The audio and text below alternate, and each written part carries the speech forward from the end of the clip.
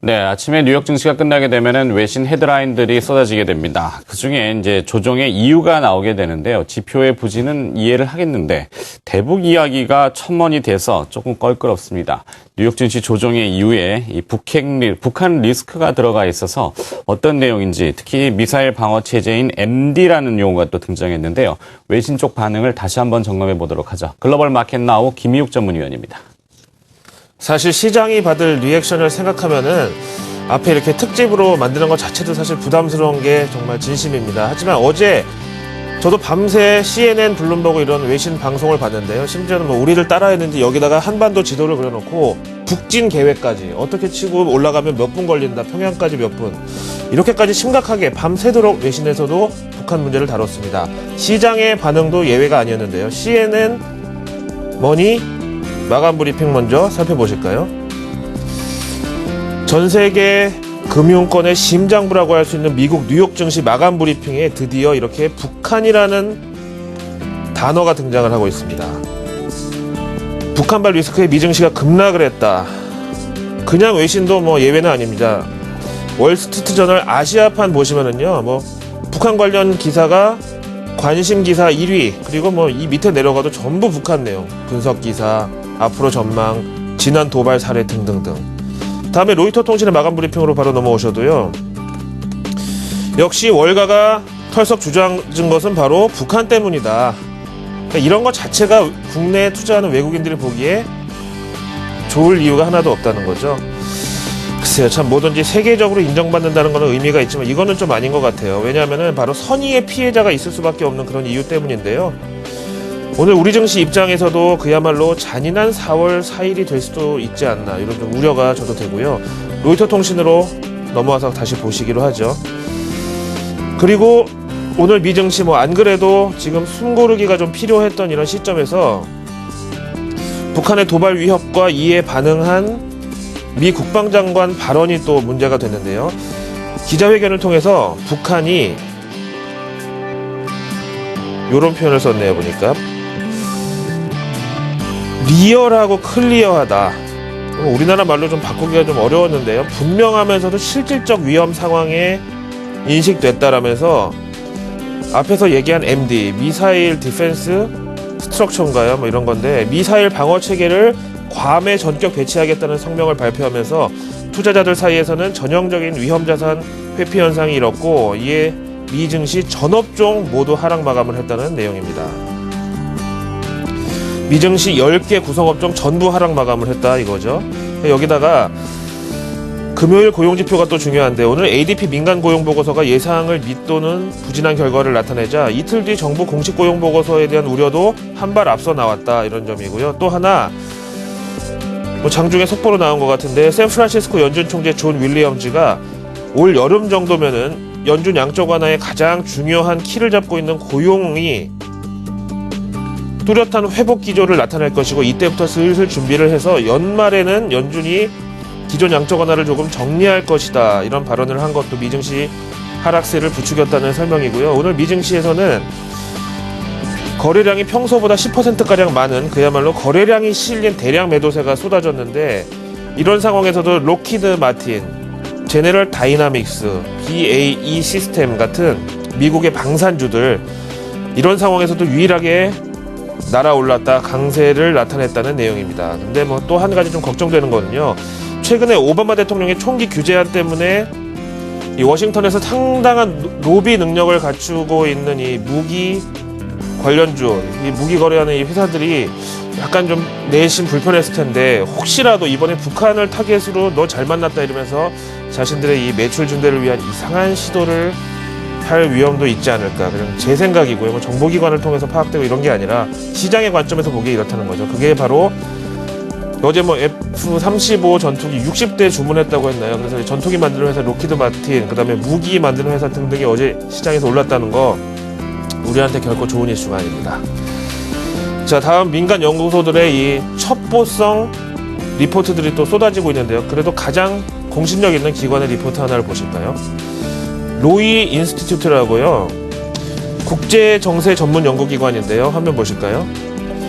이 로이 인스티튜트는 북한 내부 소식통에서 입수한 정보를 인용해서 북한이 KN-08 대륙간 장거리 탄도미사일 발사를 위한 준비에 돌입했고 거의 뭐 준비가 됐다. 준비 완료 직전이다. 미사일을 발사하기 직전이다.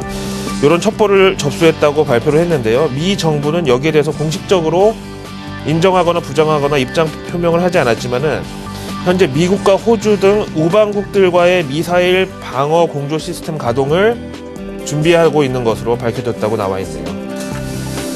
여기에 대한 금융권의 반응을 보실 텐데요. 외국계 하우스 뷰 한편 들어보실까요? 물론 지금 긴장 상황이 거의 뭐 최고조에 달해 있고 여기서 더 가면 뭐 이제 다 끝나는 거고요.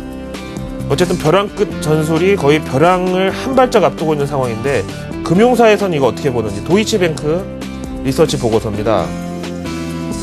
사실 북한의 위협과 도발은 어떻게 보면 시장에 익숙할 수도 있는 재료지만 어제 2009년도 이래 처음 개성공단이 잠정 폐쇄를 했고 다음으로 2007년 2월 가동을 멈췄던 영변 핵시설이 재가동되는 등 이번에는 조금 상황이 다르지 않나 라면서 고개를 갸우뚱하고 있고요. 그러다 보니까 우리가 자고 있는 밤새도록 미국과 유럽에서는 북한 관련 소식들이 뉴스를 온통 장식을 했고 5년물 CDS 프리미엄과 달러 대비 원화 환율도 6개월 내 최고치로 치솟았는데 다른 거는 몰라도 한국 증시가 지금 전 세계 투자자들의 주목을 받게 된 것만큼은 사실이다. 이렇게 지금 내용을 정리했습니다. 앞에서 뭐 오프닝에서도 말씀드렸는데요. 몇 년 이래 처음 이런 게 또 시장에서 많이 주목하는 사실들인데 개성공단이 처음으로 잠정 폐쇄됐다는 거. 물론 데미지는 북한이 더 큽니다. 뭐 그 임금도 다 우리나라 쪽에서 나가는 게 더 많고요. 근데 어쨌든 각오를 하고 덤빈다는 거죠. 앞에서 CDS 프리미엄 얘기 나왔는데 한번 체크를 해보실까요? 도이치 리서치에서 공개하는 대한민국 5년물 CDS 스프레드 보시겠습니다. 최근 들어서 레벨업이 되고 있는 건 맞고요. 그동안 뭐 많이 내려왔었는데 뭐 전처럼 막 높은 수준은 아니더라도 약간 올라가고 있는 반응. 근데 그렇다고 뭐 우리만 이러느냐 아니라는 거예요. 한반도에서 전쟁 나면 여기는 멀쩡합니까? 일본 같이 올라가고 있고요. 그렇다면 또 중국은 어떨까요? 뭐 미국하고 저렇게 북한이 대립각을 세우는 것은 중국에게도 부담입니다. 그래서 보시다시피 중국의 CDS 프리미엄도 함께 올라가고 있는 상황. 어쨌든 이 동북아 전체의 이런 안보 리스크라고 보여지고요. 그런 차원에서 글쎄 좀 이거를 뭐 매도 같이 맞는 게 낫다고 해야 될지 아니면 이만큼 위협의 강도가 세다고 해야 될지 어쨌든 현실은 이렇다는 거 요 구간을 지금 보고 계십니다. 자, 그렇다면 얘기 나온 김에 중국하고 일본 관련된 내용들 좀 살펴볼까요? 신화통신으로 가겠습니다. 지금 뭐 현실이 현실이고 상황이 상황이다 보니까 신화통신에서도 가만히 있을 수는 없고요. 특집면을 편성해서 이렇게 화면이 나가고 있는데 솔직히 아예 뭐 새로운 내용은 사실 없습니다. 그냥 지금 긴장 상황에 대해서 북한이 의도하는 바는 무엇인가 그러면서 약간의 뭐 편들기랄까요? 대외적으로는 전쟁 준비에 전념하는 것 같이 보이지만 사실 내부에서는 보시다시피 경제 개혁 특위 같은 거 구성하고 뭐 이런 움직임 그야말로 표리부동한 스탠스라는 점을 들어서 글쎄 이거 뭐 거의 뭐 이런 표현 있잖아요. 뭐 걔가 하는 짓은 그래도 행실은 그래도 속내는 그렇지가 않아. 뭐 알고 보면 다 이유가 있어. 뭐 이런 식으로 지금 얘기를 하고 있고요. 미국에서 지금 중국을 막 압박하고 있잖아요. 그쪽에서 말려야 된다. 근데 여기에 대한 특별한 입장 표명은 아직까지는 나와 있지 않습니다. 일본으로 가시겠습니다. 니혼 게이자이 신문. 니혼 게이자이 신문의 경우 제 예상과는 달리 북한 소식이 아닌 생소한 이름이 헤드라인에 올라와 있더라고요. 일단 요 관방장관이라고 하면 좀 느낌이 안 오실 것 같아가지고요. 우리나라 지금은 없어졌는데 옛날에 정무장관이라는 거 있었잖아요. 여기에 비유될 수 있습니다. 각 부처를 모두 관할하는 뭐랄까 좀 총리실의 그런 기능을 가진 내각인데요. 바로 이런 위상을 가진 스가 요시히데 관방장관이 아베 신조 총리의 양적 완화에 전적으로 지지한다. 그리고 기왕 할 거면은 대담한 양적 완화를 해줘도 좋겠다. 그러면서 현재 이틀 일정으로 열리고 있는 쿠노다 일본 중앙은행 총재 첫 회의에 힘을 실어줬다는 내용입니다. 이것도 역시 뭐 작용이 있으면 반작용이 있는 것처럼 약간의 뭐 반사 이익이 우리나라에 보여질 수는 있겠지만 좋은 뉴스는 아니라고 봐야 되겠죠. 일본의 양적 완화를 모두 뭐 내각이고 뭐 야당이고 여당이고 모두 한 목소리를 좀 밀어붙이자 이런 좀 상황인 거죠. MSCI 한국 지수를 마지막으로 보겠습니다. 오늘 같은 날 뭐 좋을 이유는 만무하고요. 0.91% 내렸는데 지금 뭐 상황이 저렇게 급박한 거에 비하면 하락폭이 적은 거 아니냐라고 말씀하시면 안 됩니다.